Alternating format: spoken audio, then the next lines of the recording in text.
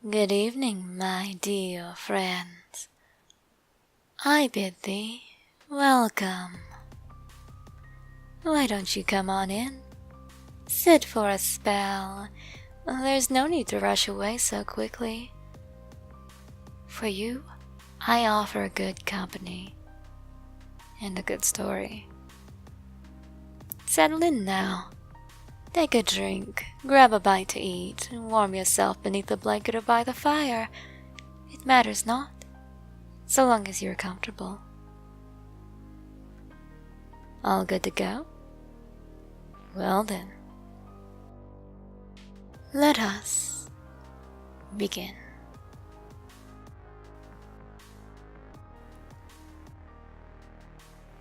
Tonight, let me first share with you an account of my very own. First of all, there are a few things that I must clarify. Most of my American listeners can easily figure out that I come from the South. My accent and some of my sayings are particularly specific to a region of the Appalachian Mountains. That may not narrow it down for most of you, but the region I came from was very rural but rich in history. It was the home of the Cherokee for many years, before the Irish, Scottish, and German settlers made their way through. It was rich in scenic views, of vast woodlands and rolling hills, but impoverished financially. Many there could claim heritage from small-time farmers, coal miners, and soldiers from almost every war in America's history. Now in those mountains, those people live by an unspoken code. You don't talk about certain things with outsiders. You don't let people in to know you or your family's weaknesses. Oh no. You see, those stories of old feuds, of moonshine stills, secluded far out in the woods and guarded viciously from Prohibition-era revenuers, of churches where they follow the doctrine of Paul far too literally and take up serpents during the service, of corrupt hick-town leadership, of hikers suddenly stumbling upon literal shells of mobile homes and hollowed-out vehicles, all burned to the ground, due to the meth lab inside blasting it to pieces. Back there, you were related to that. And if you didn't like it, you tried desperately to bury it. And that doesn't cover the more sinister crimes that humans commit. The same things that happen everywhere, but due to social stigma, no one mentions. Mountain folk like to hide their skeletons so far in the closet they reach Narnia. However, there is one thing that people elsewhere seem to hide that mountain folk don't care to. And that, my friends, are paranormal experiences. I didn't quite understand it myself when I met people who moved there from other places.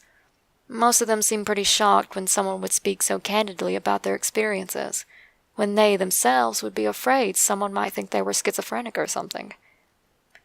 We Appalachians will tell you a spooky event we encountered with the same clinical nature as a doctor will tell you you need to lose weight. It's just natural to us, a normal part of our daily lives. Exactly why? Well, I think it depends on a lot of things. As I said before, the area has a lot of history. A lot of bloodlines that are known for experiencing the paranormal. A lot of people in jobs tied to the land, or jobs that are very dangerous. Admittedly, women often speak of their experiences more often, where men seem to only bring up the stories that keep youngsters in line. Most people are connected to one church or another back there, either because you belong to it, because you couldn't quit throwing punches with your second cousin in the parking lot during revival time, Or because your gossiping and causing dissension got you kicked out, and so you had to go start your own church. Something of the like. There are plenty of abandoned buildings, overgrown farms to sneak a peek at. Teenagers will be teenagers, Those things are just open, inviting places to look around. Finally, there are some people that are just highly sensitive souls that just happen to tap into things that others normally wouldn't. Regardless, most people I know from back there have at least a few stories of the unexplained, whether it happened to them or just someone they know. And some stories might seem like tall tales, and in some cases that's exactly what they are. Fish stories with a ghost inserted. For them, for me, the unexplained, whether it's of divine, occult, human, or otherwise in nature, was a natural part of growing up Appalachian. Now what's that? You're wondering what my excuse is for having a bunch of paranormal stuff happen. Yeah, a little of this, a little of that, I think. But most of it seems to be I have a tendency to forever be where a story's going down. Now that you know the general history of the area, and the sort of lineage I bear, it's time for tonight's story. This story takes place when I was in high school. I was roughly 15 or 16 at the time. I lived in a house that my family and I had built a few years prior. Mostly, anyway. I say mostly built because a couple of the rooms were unfinished, as was the basement. That morning was bitterly cold. By bitterly cold, I mean that sort of damp, bone-chilling cold that seems to seep into you no matter how many layers you're wearing. Well, I cannot remember the exact time. It had to have been between mid-November and mid-December, as winter wasn't there yet, but it was certainly letting us know it would be there soon. My father and I were the only ones in the house at the time. It was early morning, still dark outside with only the slightest dim light peeking above the tree-covered mountains in the distance. That morning was his turn to drop me at my grandparents' house to await the school bus. Also that morning, I had a bit more pep in my step than he did, so I went ahead and headed downstairs to get into the truck. Now, the basement of this house was more of a lower level with a concrete floor than an actual basement. It was only partially underground, and part of the basement was walled off to be a garage work area for my mother's home improvement projects. It was still bitterly cold in that basement, but my father looked to be about ready to go when I left, so I knew I wouldn't be in that frigid truck for long. I walked through the door separating the two halves of the basement, opened the truck door, and tossed my book bag in the floorboard. I've always been an avid reader, and that morning was no different. Before I came downstairs, I'd put a library book I had been reading at the time into my pocket and was hoping to get a few pages in while I still had the light of the garage. Of course, when I pulled myself up into my father's big old truck, gravity decided it found my book interesting too and decided to have a look. Meaning I had to hop back down and get my book and just hope it didn't land in any mud that had been tracked in the night before. Thankfully, upon scooping my book up and giving it a once-over, it was perfectly fine. Nothing more than a few wood shavings, and those easily brushed off. Whew. However, as I was standing and dusting off the book, I noticed my father walk past the door. Or so I thought. I only caught a glimpse of a body from the chest down, adorned in brown coveralls as it strode past. The only things visible that weren't covered by the thick insulated material were these sturdy brown work boots. Both garments looked brand new. As I finished standing up, I wondered, did my father go shopping recently? Now, this guy, he normally just wore work pants and a t-shirt with a big coat on top, and he alternated between sneakers and boots, but the boots he had were definitely not the same color as these. So curious, I walked over. "Hey, Dad, where do you get the coveralls?" "Dad?"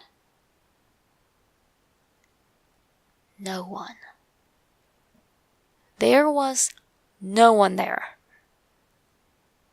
It hadn't occurred to me at the time because I thought my father had just walked over to turn out the garage light switch so we could just leave as he did any other time. But no. There wasn't a lot of room there, so I clearly would have seen him if he had stepped to the other side. But there was no one there. I blinked for a minute, and then I thought, did someone get into our house? I almost panicked. My mother had left for work earlier and would have had to open the garage door to get out. Had someone snuck in as the garage door was closing, when she would have been halfway out of the driveway and would have been too dark to see? Well, I looked around and immediately tossed that theory out the window. If someone had broken into our house, or walked in without being invited, he had absolutely no place to go. The floor was piled up still with boards, piles of wood cut and ready to be made into chairs and tables for outside, buckets, which were both full and empty, rocking chairs, tools, other various bits of furniture that everyone would have had to climb over to get around.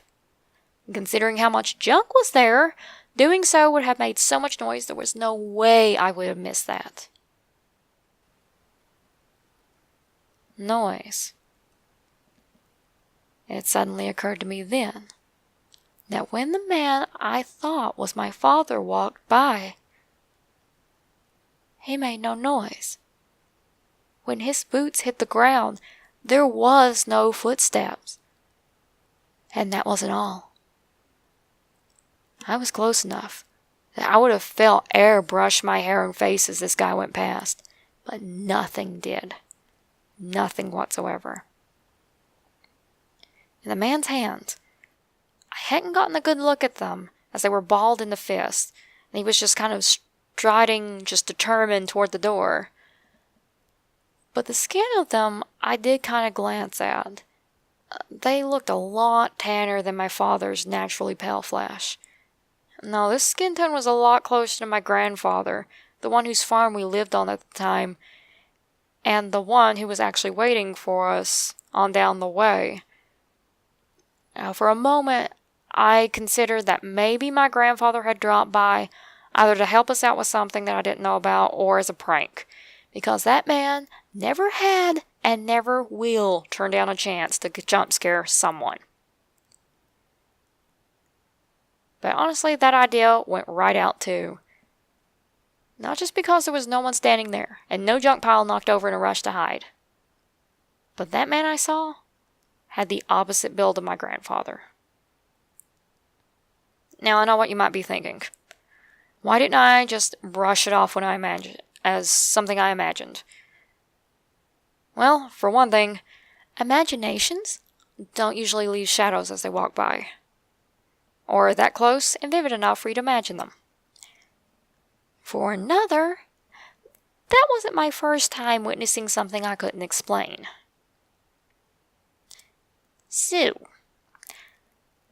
upon taking in the personless surroundings and adding up all the strange factors in my head, I did the one thing I thought logical. I yelled out really loudly, "Dad, there's a ghost in the house." Now, my father didn't quite understand what I said, him being a floor up with all that ceiling in between us, but he did hear me yell and came downstairs to investigate. Now, when he was halfway down the stairs, I sauntered over to the bottom, fixed him with a look, and told him again, "We got a ghost, Dad." Of course, he just sort of blinked at me and asked me how that happened. I did. I pointed to the door. Like me, he figured someone had gotten into the house, and even though no one could have possibly gotten past me or through any of that junk we had piled up, we wandered around and looked it over. We turned up nothing, nobody, so we shot a quick text to my mother about the situation, and then we left. Now, you might think this is where the story ends, right? Actually, no. But wait, there's more. See, I told my grandmother about the strange man, and she called my mother on her break and they talked about it. But when I got home that evening, my mother took me aside and had me go over the details with her. I did, telling her down to the color of the boots, the coveralls, the man's build, skin tone of his hands. When I was through, my mother was silent for a long time. I couldn't figure out why. At first, I was worried she thought someone had gotten into the house and I might get blamed for letting him in or not finding him. I was actually very prepared to have to go throughout the house and do another once-over and see if anything was missing, because the trailer we lived in before the house had been broken into once and nearly got broken into a second time before we built this house. But I didn't have to do any of that. That didn't happen. Instead, she just lets out this big whoosh of air and just sat down at the table. She didn't look mad, so that was a plus for me. But she did have a really odd look on her face that I hadn't seen there very often. And now that I'm older, I realized that that look was because she was thinking of somebody that she cared very much for, somebody that was no longer there. "Did I ever tell you about my grandpa?" she asked me. Of course she had. My mother had a few people in life she actually liked. But her grandparents, my grandfather's parents, they doted on her. She'd mentioned them several times, but only in bits and pieces. I'd never met them, and they'd both passed away a few years before I was born, and their farm had been divided up amongst their children, including the part where I lived then. So she told me about her grandfather again. He was very laid back, tall, but not overly so, slim but lean-muscled.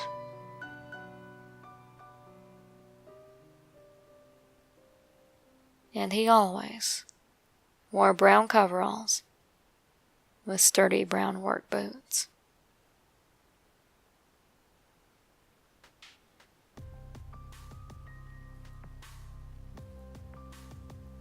Well, my dears, I hope you enjoyed learning a bit about your narrator tonight. And now that you know of my spooky past, I hope you'll tune in more often. After all, history often repeats itself, and when it comes to all things spooky, it certainly does. Thank you all for stopping by. See you again real soon.